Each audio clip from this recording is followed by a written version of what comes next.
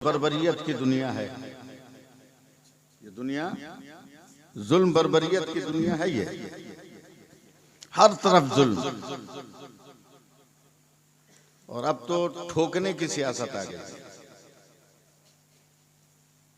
जिसको जहां चाहो वहां ठोक दो। लेकिन उन जालिमों को ये नहीं मालूम है कि भारत के ये कहते हैं सिसकते हुए मंजर ख्वाजा पिया के ख्वाब की ताबीर नहीं है, और हर धर्म के लोगों का यहाँ हक है बराबर। भारत किसी के बाप की जागीर नहीं है।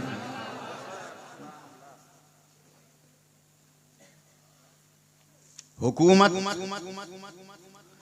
ताकत से नहीं की जाती है, हुकूमत सीरत और कैरेक्टर से की जाती है। दरूद पढ़ पढ़ कर मुझे है खुल्द में जाना, दरूद पढ़ पढ़ कर। एक फरियाद है मेरी, उसे सुनिएगा आप। दिला के गुस्ल छिड़क कर गुलाब की खुशबू, दिला के गुस्ल छिड़क कर गुलाब की खुशबू, मेरे कफन को सजाना दरूद पढ़ पढ़ कर। शहे उमम के गुलामों का एक गुलाम हूं मैं, शहे उमम के गुलामों का एक गुलाम हूं मैं, मेरा जनाजा उठाना दरूद पढ़ पढ़ कर। और मुसलमान जब इंतकाल करता है, कब्र में जाता है, तो क्यों जाता है? दरे हबीबे रब की जियारत को जा रहा हूं मैं, हबीबे रब की जियारत को जा रहा हूं मैं, मुझे लहद में सुलाना दरूद पढ़ पढ़ कर। और सुन्नी मुसलमान का चैलेंज कि नबी की दीद की हसरत लिए मैं सोया हूं। कब्र में मोमिन कहता है कि नबी की दीद की हसरत लिए मैं सोया हूं, नकीरो मुझको जगाना दरूद पढ़ पढ़ कर, नकीरो मुझको जगाना दरूद पढ़ पढ़ कर। 2-4-10 मिनट तो लगेगा हमको आपसे तालमेल बनाने में, तो 2-4-10 मिनट आप लोग हमको संभालिए, उसके बाद मैं आप लोगों को संभाल ले जाऊंगा। कुरान मुक़द्दस की जिस आयत करीमा की मैंने तिलावत की, अल्लाह ताला फरमाता है कि मेरे नबी आप कह दीजिए कि ऐ लोगों, अगर तुम अल्लाह की मोहब्बत चाहते हो तो पहले मेरी इत्तिबा करो। यानी अल्लाह ताला ने अपनी महबूबियत के लिए मैं अपने नबी की पैरवी को फर्ज करार दे दिया कि जब तक कोई नबी अकरम सल्लल्लाहु अलैहि वसल्लम की सीरत के मुताबिक जिंदगी नहीं गुजारेगा, उस वक्त तक वो अल्लाह का महबूब हो नहीं सकता है। वो चाहे उड़कर आसमान पे चला जाए, चाहे धंस के जमीन के अंदर चला जाए, उसे वली नहीं कहा जाएगा। वली वही होगा जो शरीयत पर अमल करेगा। बहुत सारे लोग हैं जो कहते हैं कि हम तरीक़त वाले हैं, हमको शरीयत से क्या मतलब। मैं थोड़ी सी आपकी तवज्जो चाहूँगा। मैंने अभी टोपी पहन रखा है, अगर मुझको कंघी करनी हो, कंघी समझते हैं ना, तो मैं इस बाल में कर लूँगा, और अगर बीच से मांग भी निकालना हो तो 2 भाग में इसको बांट दूंगा, है कि नहीं? लेकिन मैंने सर को मुड़वा लिया, पूरा बाल मुड़वा दिया, छिल दिया। अब अगर हम चाहें कि कंघी से सर में मांग निकाले तो निकलेगी? है? नहीं ना। उलमा कहते हैं कि शरीयत बाल है, तरीक़त मांग है। शरीयत बाल है, तरीक़त मांग है। जब शरीयत ही नहीं रहेगी तो तरीक़त कहाँ से निकालोगे? इसलिए तरीक़त अगर चाहिए तो पहले शरीयत पर अमल करो। नमाज पढ़ो तब तरीक़त है, शरीयत पर अमल करो तब तरीक़त है, नहीं तो वो तरीक़त नहीं, आपकी तबीयत हो सकती है। अल्लाह के रसूल सल्लल्लाहु अलैहि वसल्लम ने कितनी मुक़द्दस जिंदगी गुजारी। 1450 साल होने वाले हैं, मगर आज तक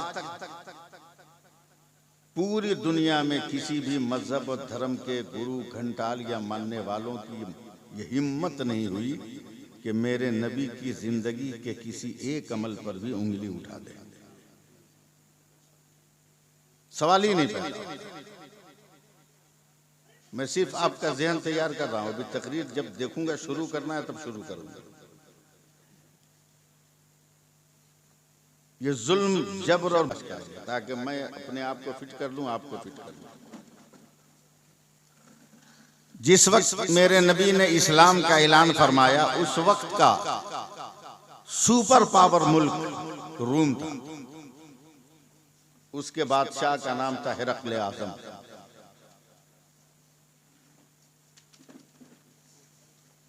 उसने बद्र, उहुद,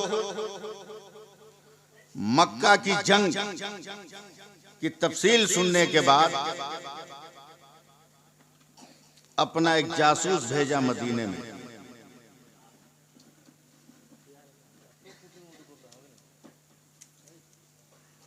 कि आखिर पता लगाओ मुसलमान क्या खाता है, क्या पीता है, कि जिस मैदान में जा रहा है तलवार नहीं है मगर फतह इसको मिल रही है, हथियार नहीं है मगर जीत का झंडा ये लहरा रहा है।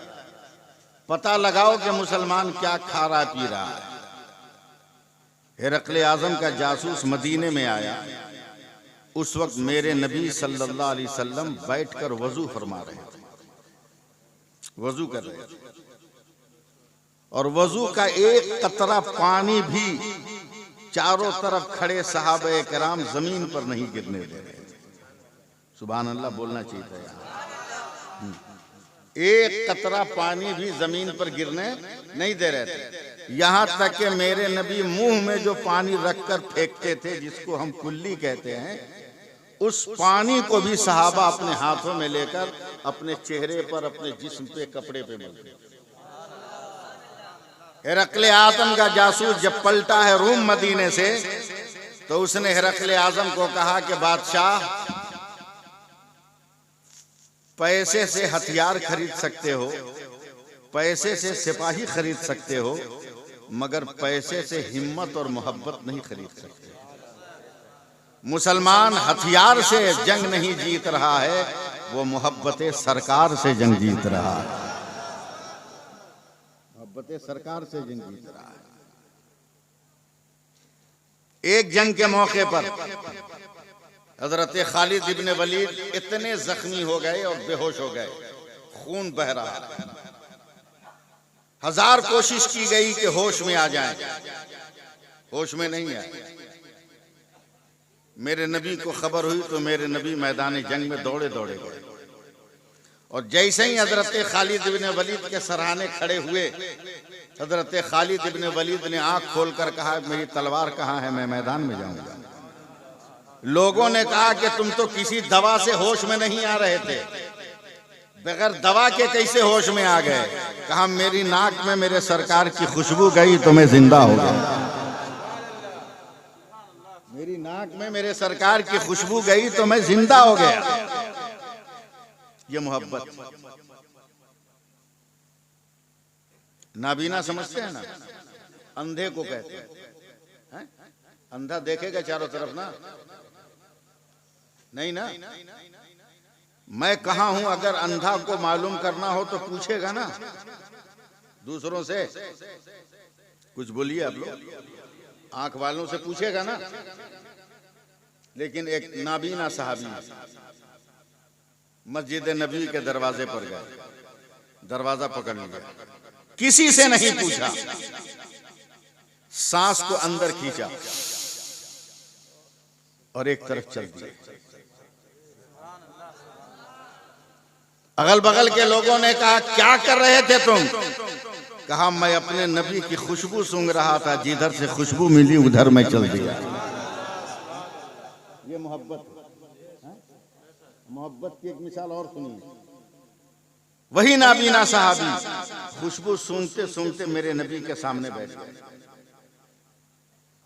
और मेरे नबी के पाए मुबारक पर पांव पे अपना हाथ रखा, रो के कहने लगे, या रसूल अल्लाह, मैं माँ के पेट से अंधा पैदा हुआ।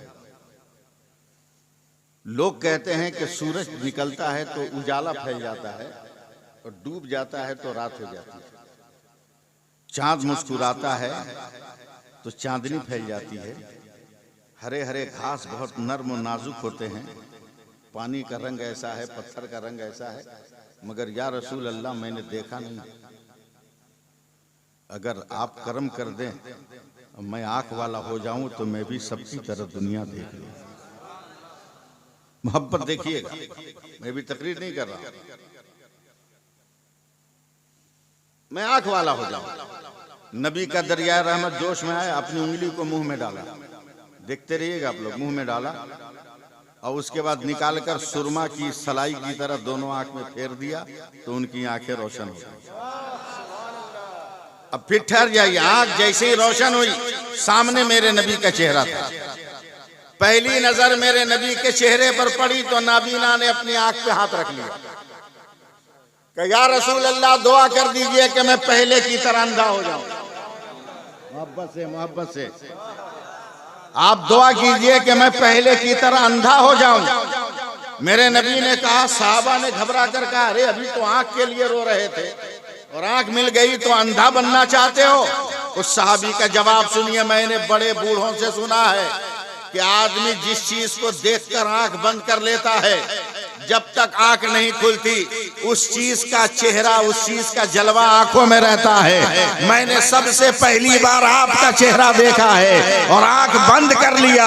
अब कयामत में खोलना चाहता हूँ और जब खुदा के सामने जाऊं और रब पूछे क्या लाए हो, तो आंखें खोलकर जलवे मुस्तफा दिखा दूंगा, तस्वीरें मुस्तफा दिखा दूंगा।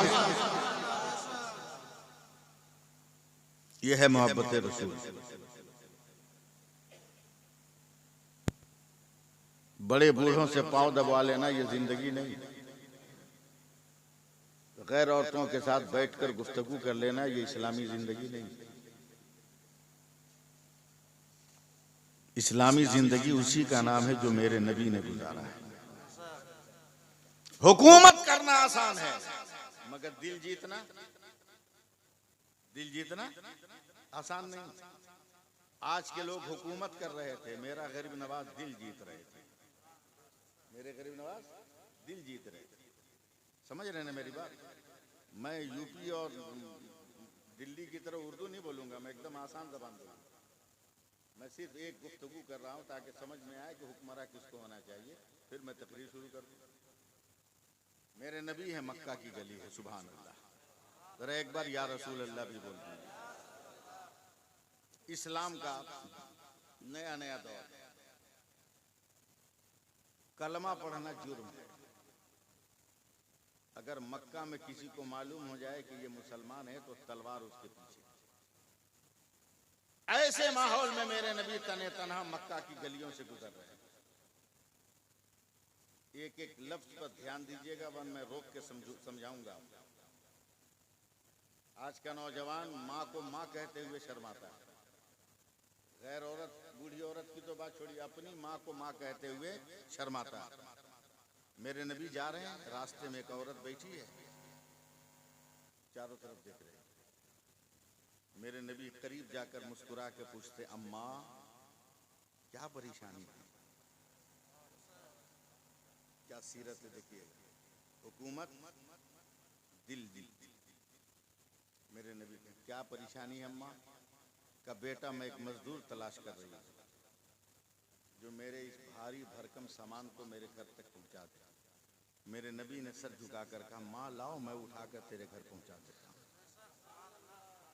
बस थोड़ा सा 2 मिनट बर्दाश्त कीजिए, मैं इसको पूरा कर दूंगा। मेरे नबी लेकर चले। अब अगर मैं यहाँ यूपी की तरह तकरीर करूं तो डर है कि कहीं आपके सर के ऊपर से न गुजर जाए। यह औरत बार बार मेरे नबी को देख रही है, बार बार मेरे नबी को ताक रही है और दिल से आवाज निकल रही है, क्या खूबसूरत बच्चा है, कितना खूबसूरत जवान है। कितना हसीन जवान है। मेरे नबी चल रहे हैं, अब वो औरत मुस्कुरा मुस्कुरा कर दिल ही दिल में आला हजरत की जबान में कह रही है, जिस सुहानी घड़ी चमका तैबा का चांद, उस दिल अफरोज साथ पे लाखों सलाम। नबी के भावों को देखा तो औरत ने मुस्कुरा कर आला हजरत की जबान में कहा कि जिसके सजदे को मेहराब काबा झुकी, उन भावों की लताफत पे लाखों सलाम। सुभान अल्लाह नहीं कहिएगा तो हम जबरदस्ती भी बुलवा सकते हैं। औरत ने नबी की आंखों को देखा तो बरजस्ता वो कहती है कि बरजस्ता वो कहती है कि हाथ नबी के दस्ते मुबारक को देखा तो बरजस्ता वो कहती है, हाथ जिस समत उठा गनी कर दिया, मौज बहरे समात पे लाखों सलाम। मेरे नबी के कान पे नजर गई है तो औरत फौरन कहती है, दूर और नजदीक के सुनने वाले वो काने लाले करामत पे लाखों सलाम। नबी को जब मुस्कुराते हुए नबी को होठों को देखा है तो औरत दिल ही दिल में कहती है, पतली पतली गुले कुद्स की पत्तियां, उन लबों की नजाकत पे लाखों सलाम। देख रही है मेरे मुस्तफा को, और देखते देखते कहती है, बेटा आज तक किसी माँ ने तेरी तरफ खूबसूरत बेटा नहीं जन्म दिया होगा। बोलिएगा आप लोग, ए बेटा मैं मरने के करीब बूढ़ी हो गई, मैं जाने कब कब्र में चली जाऊं, मेरी एक नसीहत नोट कर। कहा क्या? बोला सुना है कि अब्दुल्ला के मरने के बाद उसकी बीवी आमना की कोख से एक बेटा जन्म लिया था जो अब जवान हो गया है। वो मक्का में कह रहा है, खुदा एक है, मैं उसका रसूल। ए बेटा, उस मोहम्मद के चक्कर में मत पड़ना,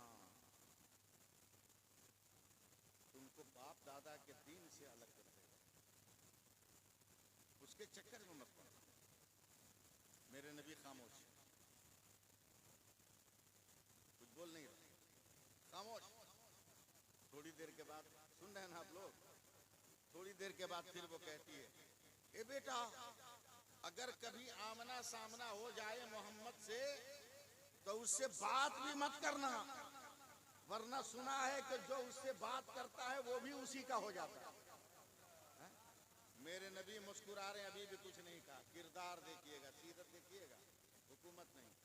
घर करीब आ गया, मेरे नबी ने सामान उतार के रख दिया। औरत ने आंचल का कोना खोला, 2-4 दिरहम थे, मेरे नबी की तरफ बढ़ाया तो मेरे नबी ने कहा, माँ मैं जवान हूँ, मेरे पास ताकत है, कहीं और मजदूरी करके कमा लूंगा, तुम बूढ़ी हो, इन पैसों की तुम्हें जरूरत है, तुम रख लो। वो औरत कहती है, बेटा इन्हीं सब बातों के लिए मैं तुमको कह रही हूँ कि सब काम ठीक है, लेकिन मोहम्मद के चक्कर में मत, उसके चक्कर में बोलना, तुम भी उसी को हो जाओ। मेरे नबी अभी भी कुछ नहीं बोल रहे, मुस्कुरा रहे। और धीरे से जब पलटे हैं तो औरत पीछे से कहती है, बेटा रुक जा, तूने बेसहारा का सहारा बनकर, मजलूम का हिमायती बनकर, बेकस का कस बनकर, लावारिस का वारिस बनकर, जब गरीबों का कोई मसीहा आ गया है, ए बेटा अपना नाम बता, कल मैं सहने काबा में चिल्ला चिल्ला कर कहूंगी, ए दुनिया के जालिमों तलवार को नियाम में रख लो, अब गरीबों का मसीहा आ गया है, बेसहारों का सहारा आ गया है, लावारिसों का वारिस आ गया है, बेटा जरा अपना नाम तो बता। तब मेरे नबी ने पलट कर कहा, माँ मैं नाम क्या बताऊं, पूरे रास्ते भर जिस मोहम्मद के खिलाफ तुम बोल रही थी वो मोहम्मद मैं ही हूं। इतना सुनना था, वो औरत कदमों पे गिर गई और चीख कर कहती है, कसम परवरदिगार की, अगर तू ही मोहम्मद है तो मैं गवाही देती हूँ कि कयामत तक तुमसे अफजल कोई पैदा नहीं हो सकता है, तुमसे बड़ा कोई जन्म नहीं।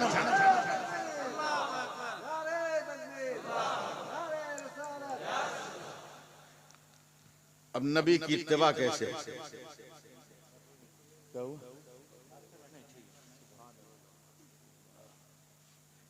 मैं अलग हट जाऊंगा, माइक ठीक बज रहा है। हाँ। क्या है हम लोगों के पास? कुछ है? जो चाहता है वो ठोक दे रहा है, जो चाहता है वो मार दे रहा है, जबकि हम ही हैं कि हम जो चाहते थे वो हो जाता, हम जो चाहते थे हो जाता। मैं कैसे आपके दिमाग को अपनी तरफ करूं, मैं जरा सोच रहा हूं। आज जो चाहता है वो हमें ठोक देता है, और एक जमाना था कि हम जो चाहते थे वो होता है। इसी हिंदुस्तान में एक बुजुर्ग थे, हजरत दातागंज बख्श। बंटवारे के बाद पाकिस्तान हो गया, लेकिन पहले तो हिंदुस्तान था। फजर की नमाज पढ़कर वजीफा पढ़ रहे हैं, मेरे साथ पढ़िएगा सुभान अल्लाह। औरतें धीरे धीरे दिल में पढ़ें, मर्द जोर से पढ़ें, सुभान अल्लाह, अल्हम्दुलिल्लाह, अल्लाह अकबर। देखिए आज हमको ठोक दे रहा है लोग।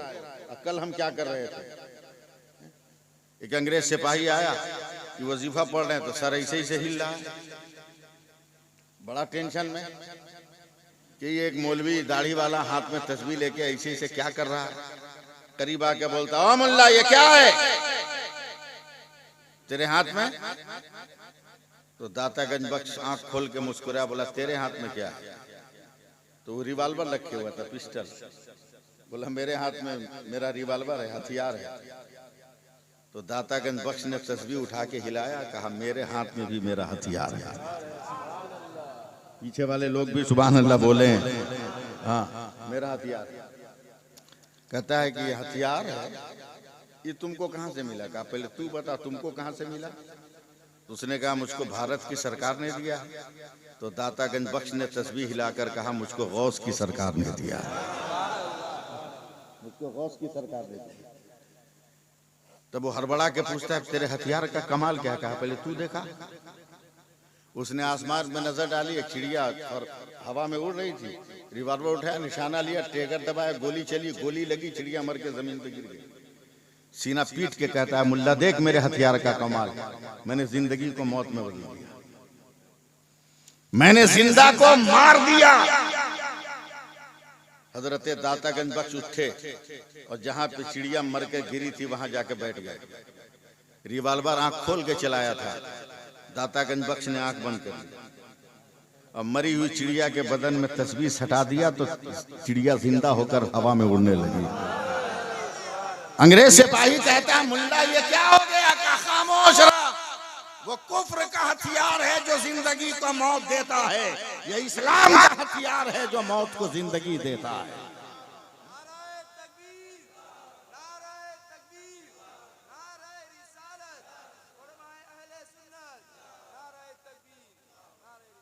बदल गए इतने जल्दी हम, कल मुर्दे को हम जिंदा कर रहे थे, आज हम जिंदों को मुर्दा किया जाए। एहसास गुज़श्ता 8 सालों में 6,74,000 मुस्लिम लड़कियां गैर मुस्लिम लड़कों को लेकर भागकर इस्लाम से काफिर हो चुकी है। और इसका जिम्मेदार कौन है? इसका जिम्मेदार आज का नौजवान है और उसका जिम्मेदार उसके गार्जियन है। ऐसी तालीम मत दो औलादों को कि उससे उसका दीन छीन ले। वो तालीम दो कि दीन न रहे तो उसके सीने में दीन आ जाए, मजहब आ जाए। अल्लाह का शुक्र है कि मकतब का आप लोगों ने चंदा किया, आबाद कीजिए उसको। मौका मिले तो अपनी बच्चियों के लिए भी उसमें खोलिए और पढ़ाने का नज़म कीजिए। दीन रहेगा तो कभी हमारी बेटी काफिर नहीं। सुभान अल्लाह कहिए, मैं बात बदल दूंगा, वरना इस मीटर पे गुफ्तगू होगा मेरा दिमाग सनक जाएगा। क्या है कुछ हम लोगों के पास? बोलिए खाली हाथ। ये तो अल्लाह है जो हम सबको बचाए हुए। आज तक तो हम और आप अपने मुंह को नहीं समझ सके कि मुंह क्या समझ सका। 10वें दिन में उठोगे, बरस मारोगे इधर 2-4 मरतबा, कुल्ली करोगे, भरपेट खा के निकल जाओगे। लेकिन अल्लाह ताला ने जो मुंह बनाया है इसमें कितनी कुदरत रखा है आज तक नहीं समझ सका। ये 32 दांत है ना, क्या समझ रहे ना, 32 बोलते हैं ना बंगला में। 32 दांत है, मेरे ख्याल से 8 चौके 32 होता है ना, 8 चौके 32। आप अपना दांत देखो, न समझ में आए तो आईना में जाके देखना, और आईने में भी न समझ में आए तो उखाड़ के देखना। 4 ऊपर 4 नीचे, 4 ऊपर 4 नीचे, समझना, 4 ऊपर 4 नीचे। आगे जो 8 है इसमें 1 नोक है, उसके बाद जो 8 है उसमें 2 नोक है, उसके बाद जो 8 है उसमें 3 नोक है, उसके बाद जो 8 है उसमें 4 नोक है। आखिर क्यों? ये सिस्टम क्यों अल्लाह ताला ने पैदा किया हमारे दांत में? इसलिए कि हलक के बाद जो चीज है जिसमें अतड़ी वगैरह इतना नाजुक है कि अगर कोई टाइट, कोई सख्त, कोई भारी भरकम चीज चली जाए तो वो चीज छिल जाए या फट जाए तो मेरा बंदा मेरा जिक्र नहीं कर पाएगा, सुभान अल्लाह नहीं कह पाएगा, ला इलाहा इल्लल्लाह नहीं कह पाएगा। जरा मोहब्बत से बोलिए। अल्लाह ने यह सिस्टम रखा, पहले 1 नोक, बाद में 2 नोक, उसके बाद 3 नोक, उसके बाद 4 नोक। उंगली उठा के चेक करो मैं कितना सच कह रहा हूं कि अगर ये टाइट खाए, सुपारी, सख्त चीज खाए तो 1 नोक वाला 2 टुकड़ा करे, वो पीछे फेंके तो 2 नोक वाला उसको 4 टुकड़ा करे, वो पीछे फेंके तो 3 नोक वाला और उसको महीन करे, और वो पीछे फेंके तो 4 नोक वाला इतना उसको नरम कर दे कि मेरे बंदे के शिकम में जाए तो नुकसान न करे, उसकी जबान भी सलामत रहे, उसका हलक। इतना एहतमाम किया मेरे खुदा ने, लेकिन हमारे पास कुछ है, अल्लाह की मेहरबानी। एक वाकया सुना रहा हूँ, हदीस नेमत के तौर पे सुन लीजिएगा, दिल पकड़ के रखिएगा, कहीं पसलियां तोड़ के निकल जाए। क़यामत के दिन मेरे नबी फरमाते हैं कि अल्लाह के हुक्म से एक मुसलमान का अमल बताऊं,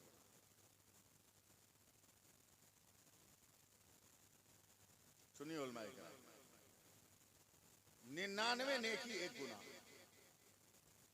कितनी नेकी? ये कम है क्या?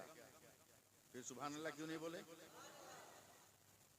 99 नेकी 1 गुनाह। इंसान भी बड़ा खुश कि अब तो मेरा बेड़ा पार है। फरिश्तों ने कहा मौला तेरे बंदे के नाम है अमल में 99 नेकी 1 गुनाह है। अल्लाह फरमाएगा ले जाओ इसको जहन्नम में डाल दो। फरिश्ते भी चौंक जाएंगे, ये इंसान भी चौंक जाएगा। कहा मैंने इतनी नेमतें दी, आंख मैंने दिया, अक्ल मैंने दिया, इल्म मैंने दिया, दांत मैंने दिया, नाक मैंने दिया, कान मैंने दिया, गोश्त मैंने दिया, दिमाग मैंने दिया, तमाम सोच मैंने दी, तमाम वजूद मैंने दिया, और ये 100 नेकी नहीं किया, ले जाओ इसे जहन्नम में डाल दो। तवज्जो तवज्जो, जहन्नम में डाल दो। फरिश्ते जब पकड़े तो बंदा कहेगा सर मैं खुदा का हूं, खुदा मेरा है, मुझे अपने खुदा से बात करने दे। एकदम दिल थाम के रखिएगा। क्या है? क्या परवरदिगार मैंने कोशिश किया, मुझसे ना हो सकी 100 नेकी, मगर तू तो अरहमुर राहिमीन है, तू तो बख्शिश करने वाला है, गफूरुर रहीम है, तू अपने फजल से मुझे माफ कर दे। अल्लाह फरमाता है फरिश्तों मेरा बंदा मुझसे रहम तलब कर रहा, ले जाओ इसको क़यामत के मैदान में छोड़ दो। और बोलो कि मेरे तमाम बंदे क़यामत के मैदान में हैं, किसी से 1 नेकी मांग कर 100 कर ले, मैं इसको जन्नत दे दूं। जरा सा बर्दाश्त करो। आप मुझको पहुंचा क़यामत के मैदान में, सबसे पहले माँ पे नजर पड़ी, अम्मा 1 नेकी। माँ ने तड़प कर बेटे को पकड़ लिया, कहा बेटा जब तक मेरे इख्तियार में था सीने के खून को दूध की शक्ल देकर तुम्हें जिंदा रखती रही, मगर वो मत मांग जो मेरे अमल में नहीं। जा अब्बा से मांग ले। अब्बा 1 नेकी। बाप ने भी तड़प कर बेटे को पकड़ा, कहा बेटा जब कांटे पे नजर पड़ती थी तो मैं अपना पांव रखता था और तुम्हें उठाकर कांधे पर मंजिल पार कराता था, मगर वो मत मांग जो मेरे पास नहीं। दरियापुर नाम इलाके का कासिम नगर वालों जरा ध्यान देना। क़यामत के मैदान में घूम रहा है। एक नेकी, एक नेकी, एक नेकी, एक नेकी कोई नहीं दे रहा। एक दो दिन, 10 किलोमीटर, 20 किलोमीटर, 100 किलोमीटर, 25,000 बरस तक पैदल चल रहा है क़यामत के मैदान में। कितने दिन? 25,000 बरस तक पैदल चलेगा क़यामत के मैदान में। एक नेकी, मगर कोई नेकी नहीं है। 25,000 बरस के बाद थक कर जमीन पे गिर जाएगा। जख्म है, सब फट गए, टूट गए। फरिश्ते कहते उठ, वो कहता अब हमसे नहीं चला जाएगा, अब मैं नेकी भी नहीं मांगूंगा, चलने की ताकत नहीं है। अब ले चलो, खुदा का हुक्म है जहन्नम में डालने का, मुझे जहन्नम में डाल दो। फरिश्ते इसको उठा के ले जाते हैं जहन्नम के दरवाजे पर। जैसे ही पहुंचे, देखा कि इसके गांव का, गांव बोलते हैं, क्या बोलते हैं, गांव बोलते हैं ना, इसके गांव का एक आदमी पहले से जहन्नम के गेट पे खड़ा। ये हैरत से पूछता, अरे भाई तू? बोला हम तुम्हारी तरह बेवकूफ हैं जो वजन कराने जाएंगे। बोला क्या मतलब? बोला तुम्हारा रिजल्ट देख के हमको अपना रिजल्ट समझ में आ गया। बोला नहीं समझे। बोला तेरे पास 99 नेकी है तो तुम्हारा ही हाल है, हम फंसने जाए? मेरे पास तो 99 गुना है, हम एकदम परफेक्ट जगह पे खड़े हैं, गेट खुलेगा अंदर घुस जाएंगे। इतनी कठिनाई कौन बर्दाश्त करेगा? ये बता तू क्यों आया? तुमको तो अल्लाह ने इजाजत दिया था कि एक नेकी का इंतजाम कर लो, जन्नत दे दूंगा।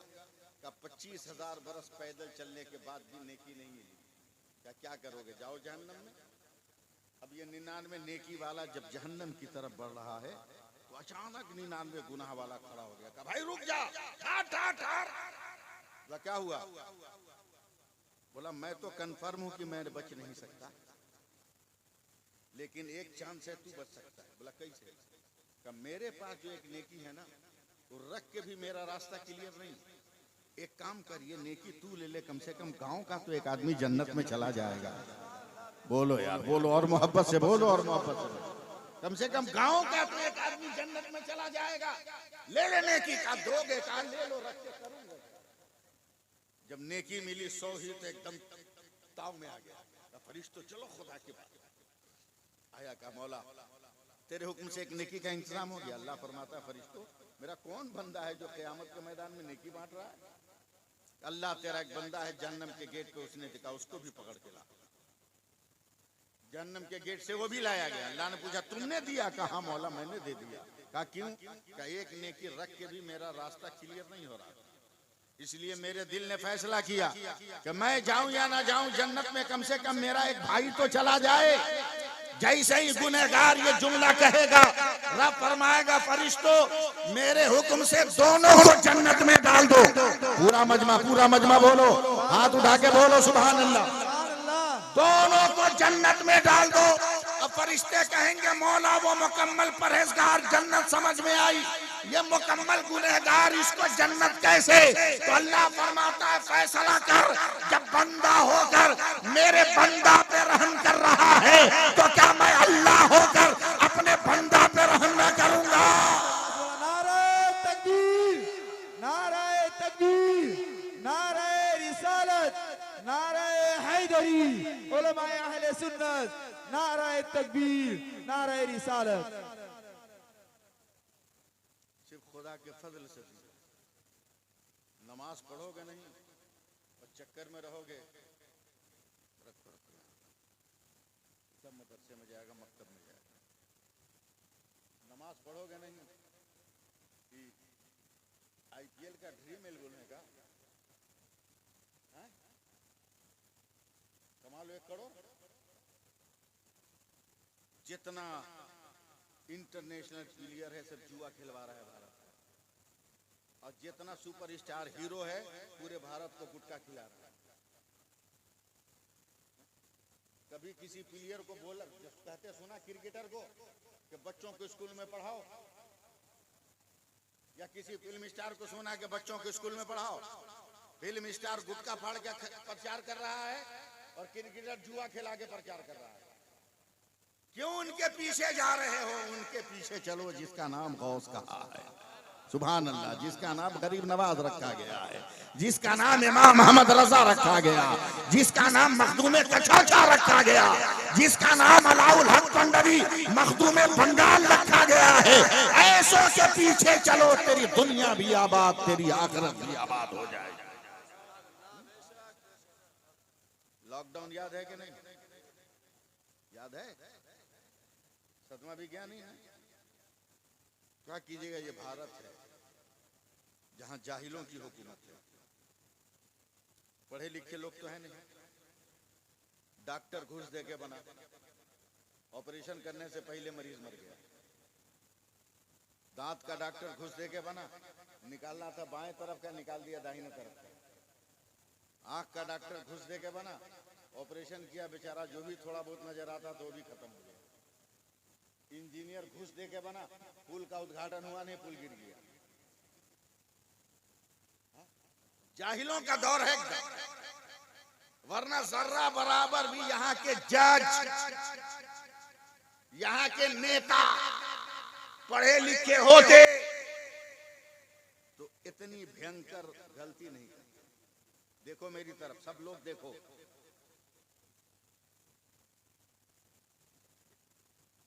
बोलो जोर से, जोर से बोलो। क्या है? ये 4 इंच का कपड़ा, इतना पावरफुल, पूरी दुनिया की मेडिकल साइंस कहती है कि अगर ये 4 इंच का कपड़ा अपने नाक और मुंह पे लगा लिया तो दुनिया की सारी बीमारियों से बचने के लिए काफी है। अब कर्नाटक के उन जाहिल जजों से पूछो जो मुस्लिम बेटियों का निकाब उतरवा रहे हैं, अबे जब तेरे 4 इंच का कपड़ा इतना पावर रख रहा है तो हमारी बेटियों का निकाब कितना पावर रख रहा हो। सुभान अल्लाह, कितना पावर रख रहा। लेकिन इस दुनिया में हम अपने से रंग गए कि कुछ याद नहीं, भूल जाते हैं। मैं अगर आप लोग इजाजत दीजिए, टाइम अगर हो तब सुनिएगा, 10-15 मिनट लेकिन लग जाएगा।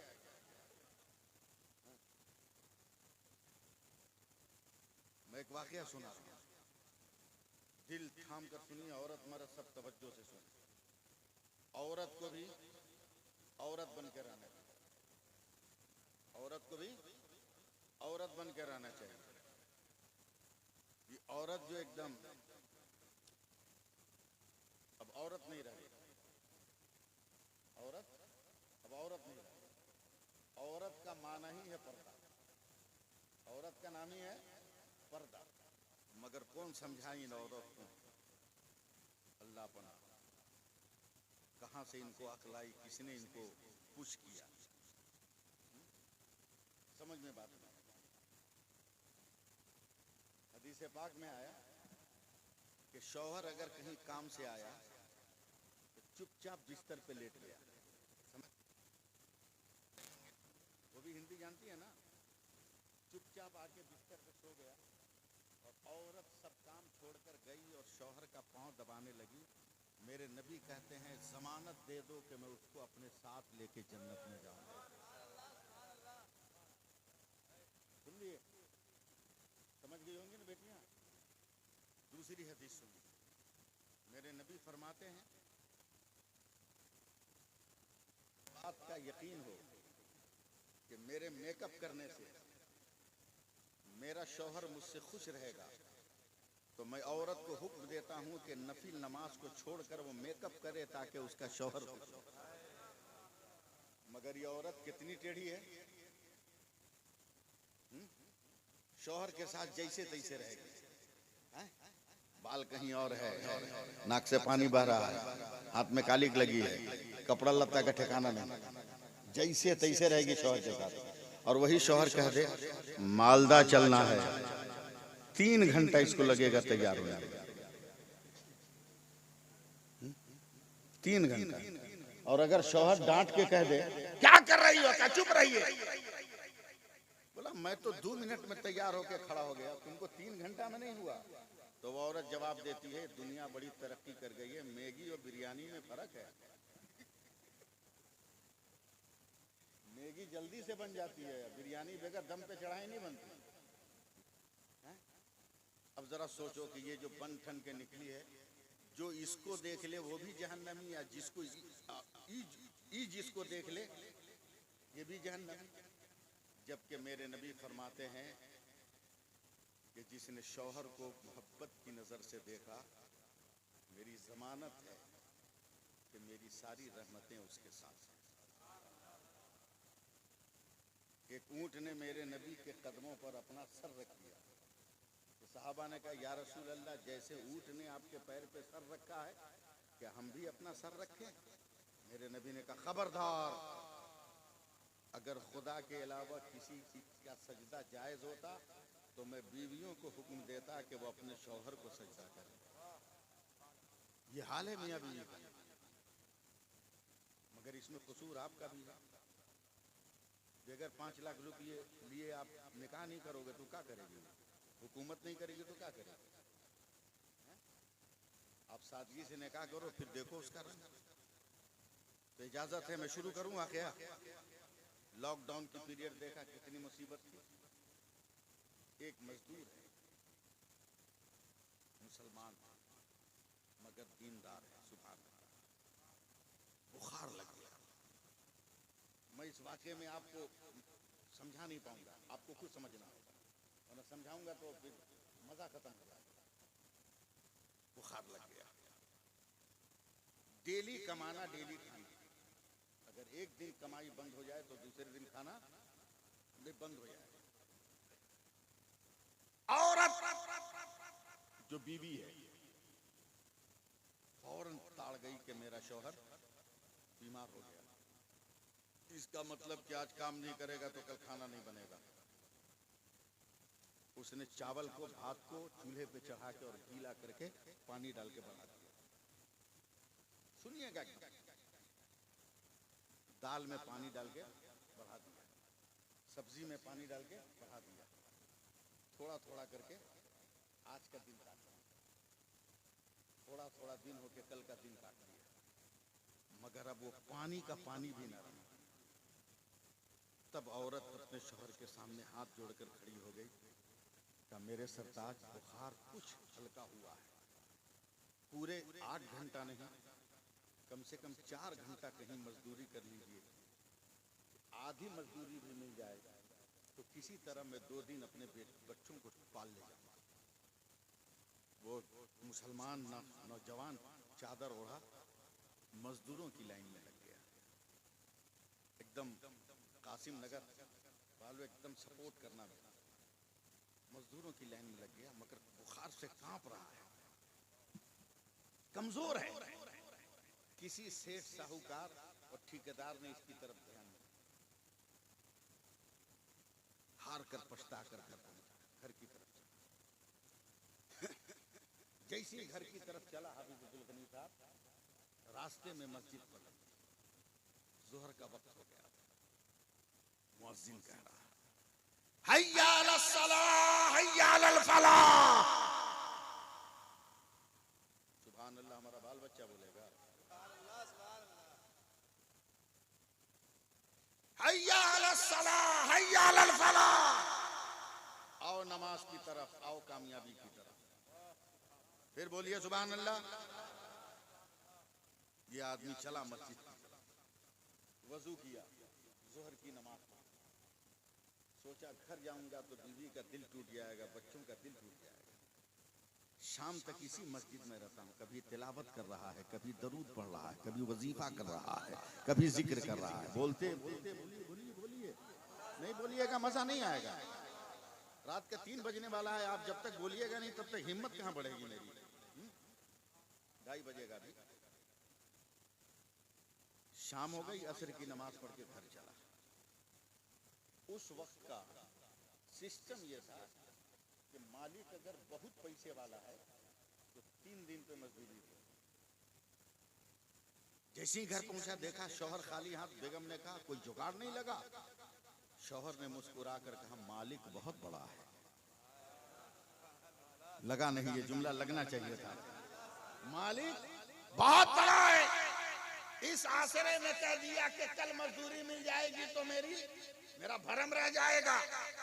कल फिर जाके लाइन में खड़ा, मगर दोपहर तक खड़ा रहा, कोई मजदूरी नहीं मिली। फिर पलटा, मस्जिद के गेट पे आया तो मुअज्जिन की आवाज बुलंद हुई, हय्या अलस सलाह हय्या अलल फलाह। एक लहर पैदा होना चाहिए मजमे में, हय्या अलस सलाह हय्या अलल फलाह, आओ नमाज की तरफ, आओ कामयाबी की तरफ। फिर चला मस्जिद, वजू किया, नमाज पढ़ी, जिक्र अस्कार तिलावत में लगा रहा। फिर मगरिब के वक्त खाली हाथ पहुंचा। बेगम ने कहा कुछ जुगाड़? बोला कह दिया ना, मालिक बहुत बड़ा है, मालिक बहुत बड़ा है। सब्र। तीसरे दिन की जब सुबह हुई, जब शौहर घर से निकलने लगा, बेगम ने कहा मालिक बहुत बड़ा है तो आज तीसरा दिन है, ये झोला लीजिए, दाल चावल आटा सब्जी तेल मसाला लेके आइएगा। बड़ी मुश्किलों से पानी में पत्थर गर्म कर करके बच्चों को दिलासा दिया। मरता क्या ना करता, ये तो जान रहा है कि मजदूरी किया नहीं। भरम बचाने के लिए झोले को बगल में दबा लिया, थैले को ले लिया, चला इस उम्मीद पर कि आज अगर मजदूरी मिल जाएगी तो मेरा भरम रह जाएगा, इज्जत बच जाएगी। रो रो रो रो, खुदा की रहमतों पे रो। गया, खड़ा रहा दोपहर तक, मगर आज भी मजदूरी नहीं। सोच रहा है क्या करूं, आज तो मेरी इज्जत का सत्यानाश हो जाएगा। दिल दहल रहा है, दिमाग में खौफनाक सन्नाटा है। सोचता हुआ पलट रहा है कि फिर मस्जिद से आवाज आई, हय्या अलस सलाह हय्या अलल फलाह, आओ नमाज की तरफ, आओ कामयाबी की तरफ। फिर लग गया नमाज। असर की नमाज पढ़, खाली झोला देखा। बोला अचानक अगर बीवी की नजर पड़ेगी तो दिल टूट जाएगा। खाली झोला बच्चे देखेंगे तो उनका दिल नाजुक होता है, लरस जाएगा। एक काम करते हैं, उनकी तसल्ली के लिए इस झोले में ईंट पत्थर भर लेते हैं। सुनिए आप, सुनिए, ईंट पत्थर भर लिया। चलो तैयार हैं आप लोग? हाथ उठा के सुभान अल्लाह बोल दीजिए। जैसे ही भारी भरकम झोला लेकर अपने गांव के मैदान में घुसा, देखा उसके 4-5 बच्चे नया नया कपड़ा पहनकर मैदान में खेल रहे हैं। हैरत से जाकर पूछा, बेटा ये नया कपड़ा कहाँ से? तो बच्चों ने बाप से लिपट कर कहा अब्बा अम्मा ने दिया है, अम्मा ने दिया है, अम्मा ने दिया है। हैरानो परेशान है, घर में कोई कपड़ा नहीं है, घर में कोई नया लिबास नहीं है, मेरी बेगम ने कैसे दिया? कहीं ऐसा तो नहीं कि मैं मजदूरी पे निकलता हूँ और मेरी बीवी बाहर निकल कर अपनी इज्जत बेच तो नहीं रही है? कहीं बेहयाई के दलदल में तो नहीं फंस गई है? कहीं अपनी आबरू को तो खतरे में नहीं रखा है? गुस्से में तनतनाता हुआ जैसे ही अपने घर में कदम रखता है, देख रहा है बेगम के बदन पर भी नया नया लिबास है, बाल झड़े हुए हैं, जिस्म से खुशबू निकल रही है। हैरत से झोला पटक कर कहता है बता ये लिबास कहाँ से आया? तो औरत रोते हुए कहती है कसम खुदा की आपने सच कहा था, मालिक बहुत बड़ा है, मालिक बहुत बड़ा है, मालिक बहुत बड़ा है।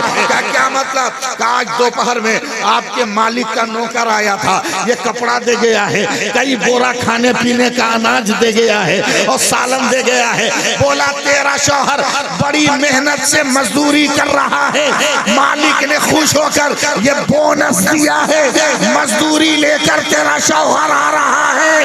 डर कर कांप कर कहता है ए बेगम ये गलत है कि मैंने मजदूरी किया है, अगर यकीन ना हो तो मेरे झोले को उलट कर देखो, उस ईंट और पत्थर का टुकड़ा निकलेगा।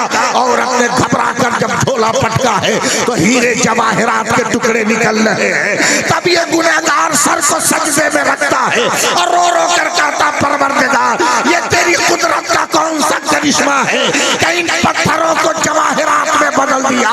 तो आवाज आती है मेरे बंदे तूने मेरा काम किया है, मैंने तेरा काम किया। नारे तकबीर, नारे रिसालत, नारे हैदरी, शाने करीमी, शाने करीमी, नारे तकबीर, नारे रिसालत। सुभान अल्लाह। बहुत ये दुनिया है।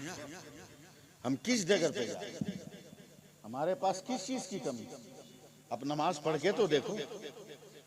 कुछ लोग हैं जो समझ लेते हैं कि हम पीर साहब का दामन पकड़ लिया तो हमको नमाज की जरूरत नहीं। हा? कुछ लोग हैं जो समझते हैं कि हम पीर साहब का दामन पकड़ लिए तो नमाज पढ़ने की जरूरत नहीं। तुम भी ठोकाओगे।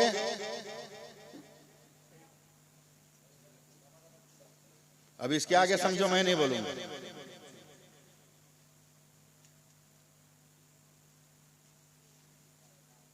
नमाज तो अफजल इबादत है।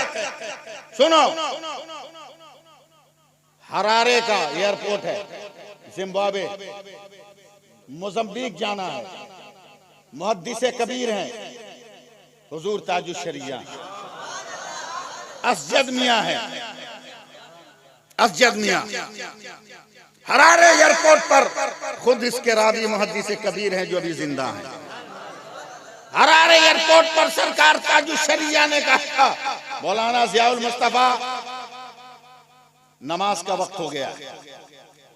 कहा हुजूर फ्लाइट का भी वक्त है। बोला फ्लाइट की बात मत करो, नमाज की बात करो। ताजुश शरिया जो हरदम वजू में रहते थे खड़े हुए, अल्लाह अकबर,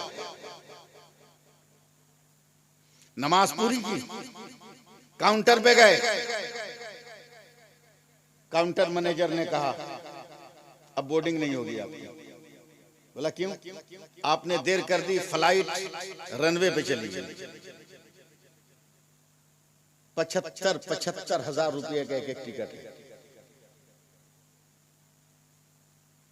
दूसरी फ्लाइट से का 1.5 लाख का टिकट होगा। जेब अलाउ नहीं कर रहा, और अगर नहीं पहुंचते हैं तो वहां के लोग बदजन हो जाएंगे। पसीने छूट रहे हैं मुहद्दिसे कबीर के। सरकार ताजुश शरिया एयरपोर्ट के कैंपस में चेयर पे सर झुकाए बैठे हैं। अचानक माइक से अनाउंसमेंट हो रहा है, जियाउल मुस्तफा अख्तर रजा दोनों बोर्ड करें। टेक्निकल प्रॉब्लम की वजह से जहाज रनवे से फिर अपनी जगह पर आ रहा है। जोर से बोलो सुभान अल्लाह। नमाज अगर रहेगी तो हर जरूरत पूरी होगी। नमाज नहीं है तो कोई जरूरत नहीं। मोबाइल है कि नहीं आपके पास? है ना? रिंग हुआ, हेलो, सलाम अलैकुम, वालेकुम सलाम, आप कैसे हैं? यही होता है ना? यही होता है। अब जरा दूसरे नजरिए से मोबाइल को यूज करो। अल्लाहु अकबर, अल्लाहु अकबर, रिंग होने लगी। समझ रहे हैं मैं कहां ले जा रहा हूं? जैसे ही मस्जिद के मीनार से आवाज उठे अल्लाहु अकबर, अल्लाहु अकबर, आपके दिल के मोबाइल पर रिंग होने लगी। अब वहां हेलो नहीं कहना है, अल्हम्दुलिल्लाह रब्बिल आलमीन।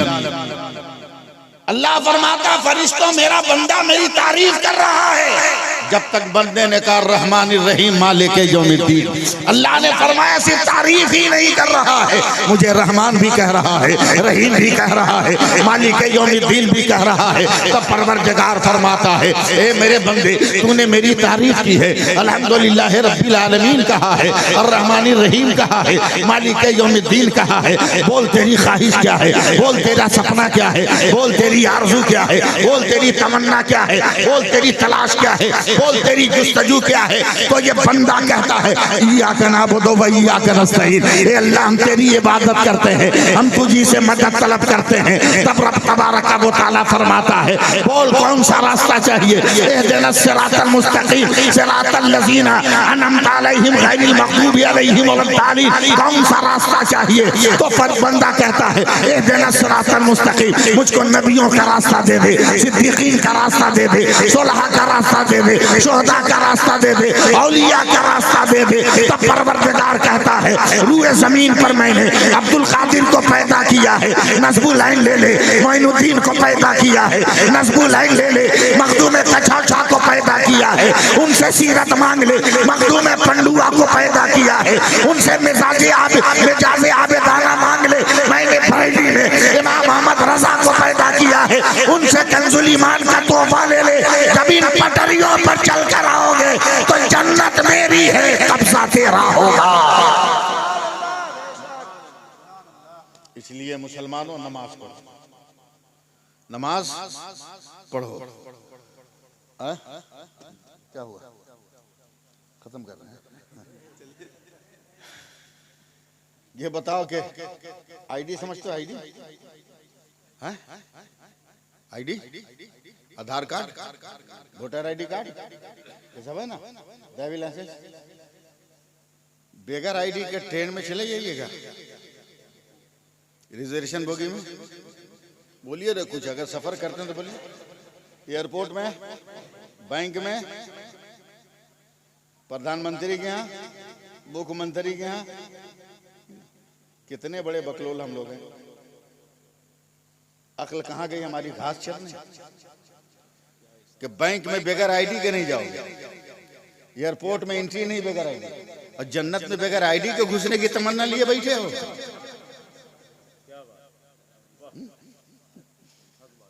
जन्नत में बेगर आईडी का घुसने की तमन्ना बैठे। उसके लिए भी हजरत बाबा आदम का घर है तो उसके लिए भी खतियान दिखाना होगा, जमीन का कागज दिखाना होगा, है? और जमीन का कागज यही है नमाज। है? है?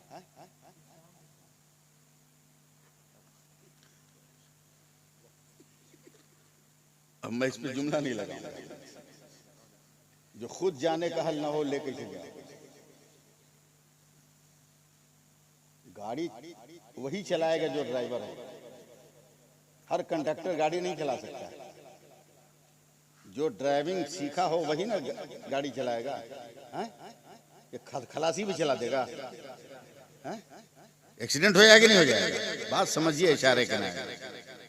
बगैर नमाज के कुछ नहीं, बगैर नमाज के कुछ नहीं। नमाज है तो सब, नमाज है तो सब है, नमाज नहीं तो कुछ नहीं। अजान दे गई हजरत बिलाल की हस्ती। पढ़िए, अजान दे गई हजरत बिलाल की हस्ती, नमाज पढ़ गए दुनिया में करबला वाले। और डॉक्टर इकबाल कहता है कि हो सके तो लाइए दोनों जहां मीजान में, हमने एक सजदा जमीन करबला से ले लिया। हो सके तो लाइए दोनों जहां मीजान में, हमने एक सजदा जमीन करबला से ले लिया। नमाजें पढ़ो, फजल होगा तुम पर, नबी से मोहब्बत करो, अकीदत हो। याद है आपको मस्जिद नबवी शरीफ में आज मिंबर है मार्बल का, शुरू दौर में लकड़ी का था, शुरू दौर में लकड़ी का था। और एक खजूर का सूखा हुआ पेड़ था जिस पे टेक लगा के हुजूर सल्लल्लाहु अलैहि वसल्लम, नहीं मिंबर नहीं था, एक खजूर का पेड़ था जिसमें टेक लगाकर हुजूर सल्लल्लाहु अलैहि वसल्लम खुतबा देते थे। तो एक सहाबिया औरत ने लकड़ी का मिंबर बनवा दिया कि या रसूल अल्लाह, इस पर चढ़कर या बैठकर आप खुतबा दें। समझे? वो खजूर का पेड़, सूखा हुआ पेड़ बगल में गाड़ा हुआ है, उसके बगल में मस्जिद नबी में मेहराब रख दिया गया, वो मिंबर रख दिया गया। मेरे नबी जब खड़े हुए खुतबा देने के लिए तो एक आदमी को रोने की आवाज आने लगी जोर जोर से। मेरे नबी ने कहा अल्हम्दुलिल्लाह या माशरल हाज़िरीन, जैसे कोई बेख्तियारी में चीखता है ना, वैसे कोई चीखा। मस्जिद नबी के सारे लोग मेरे नबी हैरत से देखने लगे, कौन रो रहा है, कौन चिल्ला रहा है। देखा सब खामोश है। मेरे नबी और आगे बढ़े, तब ये खजूर का जो पेड़ था सूखा हुआ हिलने लगा। अरे वहाबियों को समझाओ ना, बदअकीदों को समझाओ, समझाओ समझाओ। हिलने लगा। तब नबी ने देखा तो नबी ने हाथ रखा तो उस पेड़ के अंदर से आदमी की तरह रोने की आवाज आने लगी। तब नबी मिंबर से उतर के उसको सीने से लगा लिया। फिर नहीं बोले आप लोग सुभान अल्लाह, सीने से लगा लिया तो हिल हिल के रोने लगा। नबी ने कहा क्यों रो रहे हो? पेड़ से आवाज आती, या रसूल अल्लाह, मैं आपकी पीठ से, आपके करवट से, आपके सीने से लगकर जिंदगी गुजार रही थी, मगर मिंबर बनने के बाद आपने अपने से मुझे जुदा कर दिया। ये जुदाई बर्दाश्त नहीं हो रही। मेरे नबी ने कहा क्या चाहता है तू बोल, अगर तू कहे तो मैं तुम्हें यहीं से जन्नत में डाल दूं, अगर कहे तो इसी मिंबर के नीचे जमीन खोद कर तुम्हें दफन कर दूं।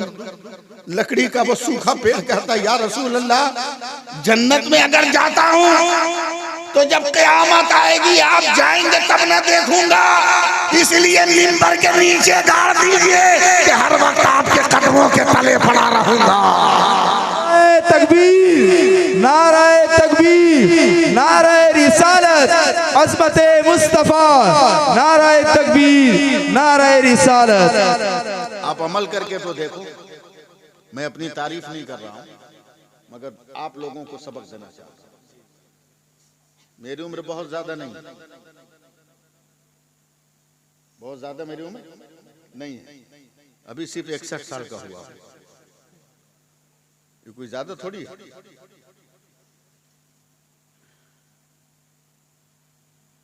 इस उम्र में अल्लाह ताला ने इतनी नेमतें मुझको दी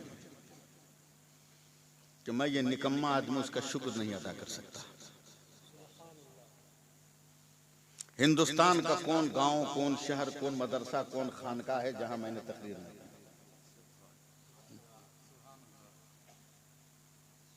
दीन का किला कहते हैं अल-जामिअतुल अशरफिया को, बरेली के मदरसे को, इन दोनों के जलसे दस्तारबंदी में ये फकीर तकरीर कर चुका है। आपके इलाके में ज्यादातर जामिया नईमिया मुरादाबाद के फारिग तहसील है लोग, 2 से 3 मरतबा मैं जामिया नईमिया मुरादाबाद के जलसे दस्तारबंदी में मैं तकरीर कर चुका हूँ। मौलाना मुफ्ती अब्दुल मन्नान कलीमी साहब की नाते की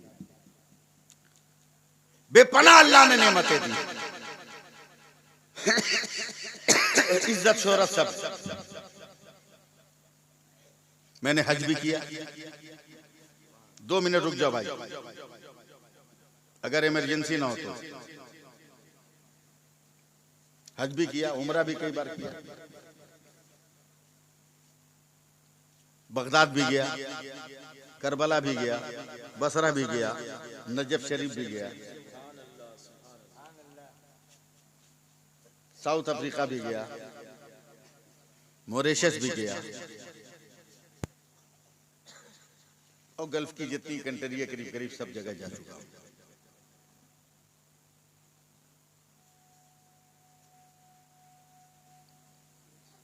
जब मैं बगदाद शरीफ गया तो फजर की नमाज पढ़कर 11वीं शरीफ की शब में मैं जब रोज़े सरकारे गौसे आज़म से फातिहा पढ़ के बाहर निकला तो एक आदमी ने मुझको पकड़ लिया, कहा आपको फलां भी बुला। मैं गया तो वहां की खानका के सज्जादा नशीं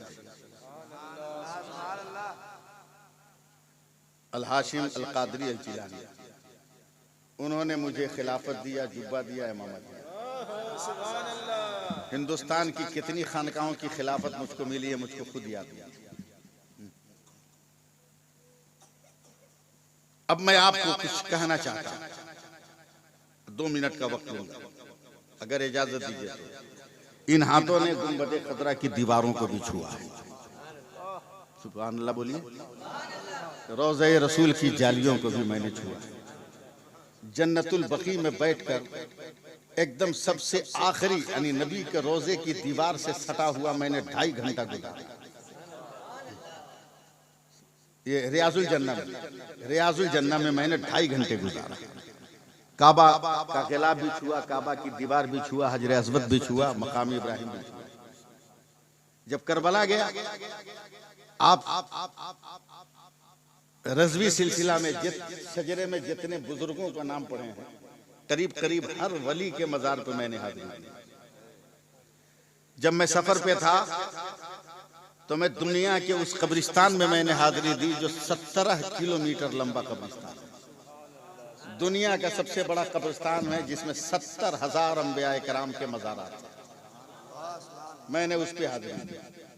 हजरत यूशा अलैहिस्सलाम ने जंग करते हुए कौम जब्बारीन से जिस पेड़ की पत्ती खाया था, जिस लोटे का पानी पिया था, वो पानी भी मैं पिया हूँ, उस पेड़ की पत्ती भी खाया हूँ। हजरत अय्यूब अलैहिस्सलाम को जिस कुएं के पानी पीने से शिफा मिली थी, उस कुएं का पानी भी पिया। नजफ़ अशरफ में जिस यहूदी के से कुआं खरीदने के बाद पत्थर पैर मार कर हजरत अली ने पानी का चश्मा निकाला था, उस पानी को भी मैंने पिया। तूफान नूह जिस चूल्हे के अंदर से निकला था, उस चूल्हे को भी मैंने छुआ। समझे? तमाम बुजुर्गों के मज़ारात पर गया। ये कादरी फकीर आज कासिम नगर में। मैं चाहता हूं कि कुछ फैजान आपको भी मिल जाए, कुछ फैजान आपको भी मिल जाए, और मैं कुछ लेके अपने घर नहीं जाऊं। आप जो भी दीजिएगा मेरे हाथ में दीजिए, 10, 5, 20 करके जो भी देना हो दीजिए, मेरे हाथ तक टच कीजिए, ताकि आप तक फैजान पहुंच जाए, मदरसे को, मकतब को पैसा पहुंच जाए। अगर कोई ऐसा है तो आओ। इतना में तो पूरा मजमा उखड़ के आ जाना चाहिए। औरतें नहीं आएंगी, मैं उनके यहाँ बच्चों को भेज दूंगा। आ जाओ, इससे बड़ा सरमाया नहीं मिलने वाला है। हाँ, ये फ्री में जो है कादरी जो है हिसाब किताब आपके हवाले जा रहा है। एक एक आदमी उठ के आ जाओ, पैसा है तब भी आओ, पैसा नहीं है तब भी आ जाओ, ताकि कम से कम फरिश्ते नोट कर लें कि कादरी फकीर जब पुकार रहा था तो रसूलुल्लाह के घर के लिए ये लोग सारे लोग कादरी फैजान लेने के लिए तड़प तड़प कर आ रहे थे। बस स्टेज बचा देना, माइक बचा देना, या कुछ बचे चाहे न बचे, उसने तुमको मुत्तहिद किया है। और ये गरीब नवाज का हिंदुस्तान हुआ है, वरना यह हिंदुस्तान कभी पृथ्वी राज का हुआ करता था, कभी ये महाराज का हुआ करता था। मगर जब मुसलमानों ने सजदा किया है, तभी जमीन पर कुतुबुद्दीन बख्तियार काकी ने जन्म लिया है। जब मुसलमानों ने सजदा किया है, तभी जमीन पर फरीदुद्दीन गंज शकर ने जन्म लिया है। जब मुसलमानों ने सजदा किया है, तभी जमीन पर साबिर अलाउद्दीन कलियरी ने जन्म लिया है। जब मुसलमानों ने सजदा किया है, तब इस पर इमाम अहमद रजा ने जन्म लिया है। जब मुसलमानों ने सजदा किया है, तब मुफ्ती आजम ने जन्म लिया है। जब मुसलमानों ने सजदा किया है, तब अख्तर रज़ा ताजु शरीया ने जन्म लिया है। जब मुसलमानों ने सजदा किया है, तो इब्राहिम रज़ा मुफस्सिर आजम पैदा हुआ है। और जब मुसलमानों ने सजदा किया है, तब जो है हामिद रज़ा हुज्जतुल इस्लाम ने जन्म लिया है। मुसलमानों ने सजदा किया है, तब जो है सिमरान के बादशाह की गोद से मखदूम कछौचा बनकर मुनश्शे शहूद पर जलवागर हो रहा है। मुसलमानों पैसा भी देते जाओ और अपनी जगह पे बैठते भी जाओ। आओ, मकतब के लिए काम हो रहा है। आओ, जहाँ कुरान पढ़ाया जाएगा। आओ, जहाँ नबी का दीन पढ़ाया जाएगा। आओ, जहाँ शरीयत पढ़ाई जाएगी। आओ, जहाँ इक़्तिदातो बिहाज़ल इमाम का मतलब और मफ़हूम समझाया जाएगा। आओ, दीन सीखो, दीन सीखो, दीन सीखो। बेटियों को अगर बचाना है तो उनको दीन पढ़ाओ, बेटियों की आबरू बचाओ। नारे तकबीर, नारे तकबीर, नारे रिसालत, उलमाए अहले सुन्नत, वली अल्लाह का दामन, दीन इस्लाम। नारे तकबीर, नारे रिसालत, नारे हैदरी, नारे हैदरी, नारे तकबीर, नारे रिसालत। हजरात, मेरी पहली मुलाकात थी आपसे। पता नहीं मैं आपके मेयार पे उतरा या नहीं उतरा, ये तो अल्लाह बेहतर जानता है। मगर मुझको दीन का पैगाम पहुंचाता था, मैंने दीन का पैगाम पहुंचा दिया। मैं औरतों से भी गुजारिश करूंगा कि वो नमाजें पढ़ें, आप भी नमाज पढ़िए। बिहार में एक बोली बोली जाती है कि जेकरा हाथ में डोई ओकरा हाथ में सब कोई। डोई समझते हैं? चमचा को बोलते हैं, लकड़ी का होता है। जिसके हाथ में डोई उसके हाथ में सब कोई। तो औरत अगर नमाज पढ़ने लगेगी तो इसके हाथ में तो डोई है, ये घर में ऑर्डर चला सकती है, नमाज नहीं पढ़ोगे खाना नहीं मिलेगा, नमाज नहीं पढ़ोगे खाना नहीं मिलेगा, समझे। लेकिन क्या कीजिएगा, पहले घर में दाखिल होइए ना तो बूढ़ी औरत कहती थी बेटा अस्सलाम वालेकुम, चची कहती थी, मामियाँ कहती थी, फूफियाँ कहती थी बाबू सलाम अलैकुम, बहन कहती थी भैया सलाम अलैकुम, भाई कहता था भैया सलाम अलैकुम। मगर आज घर में घुसी है ना, पलंग है, कुर्सी है, सोफा है, टेबल है, आदमी भी है, मगर कोई आपको सलाम नहीं कर रहा है।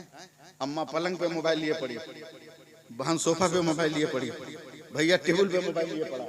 सब इतना मगन है इंटरनेट में कि पूरा सेट बिगड़ गया, पूरा सेट बिगड़ गया। इसलिए उस चक्कर में कम रहिए, दीन बचाइए। नमाज है तो सब है, दीन है तो सब है। याद रखिए, करबला में अकेले शब्बीर के एक सजदे ने क़यामत तक के लिए इस्लाम को वो ताकत दे दिया है सुभान अल्लाह, सुभान अल्लाह। कि कोई जालिम सजदे का नूर नहीं चुरा सकता है। तो अगर सब मिलकर हम लोग सजदा करेंगे तो इसकी ताकत का अंदाजा लगाइए आप।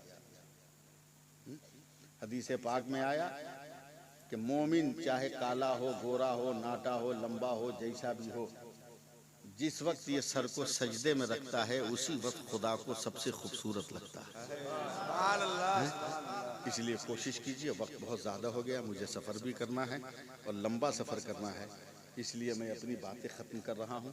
इंशाअल्लाह ताला ज़िंदगी ने वफ़ा की, मेरी तारीख़ खाली मिल गई अगर आपको, फिर कभी आपने बुलाया तो मैं हाज़िरी देने की कोशिश करूँगा। और शिरनी मंगवाइए। हाँ।